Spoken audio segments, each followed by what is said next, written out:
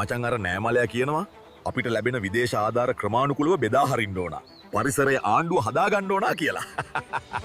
උඹලට මතකයි නේද? එයාලා ලැබුණු ආධාර ක්‍රමානුකූලව බෙදාගත්ත හැටි. සමහරක්ට නම් ඒවා මතක නැ දැන්. ඒක සිංහලයේ හැටිනි. හැමදෙම මතක සතියයි.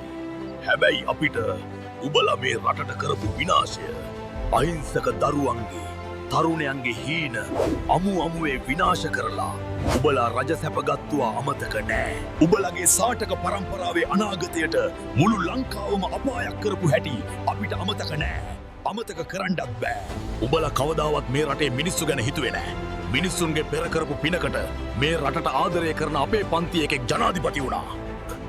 කවදාවත් මිනිස්සුන්ට ලැබුණේ නැති තරම් සහන මිනිස්සුන්ට දැන් ලැබෙනවා. තබුත්තේගම රම්බණ්ඩගේ කොල්ල මොනාද කරේ කියලා අහන උන්ට රටේ ආපදාවෙන් පස්සේ මිනිස්සුන්ට දෙන සහන ටිකක් මං කියන්නම්. කොලයක් පෑනක් අරන් ලියාගනින්. එහෙම අහන උන්. එක විනාශ වුණ නිවාස වෙනුවට නව නිවසක් තනා ගැනීමට රුපියල් ලක්ෂ 50ක දීමනාවක්. දෙක නායගොස් විනාශ වුණ ඉඩමහා නිවස වෙනුවට ලක්ෂ 100ක දීමනාවක්. 3 අර්ධ හානි වුණ නිවසකට ලක්ෂ 25 දක්වා දීමනාවක්. 4 ආපදාවට ලක්වුණ ලියාපදිංචි සැම සුළු හා මධ්‍ය පරිමාණ ව්‍යාපාරයකට ලක්ෂ 2ක දීමනාවක්.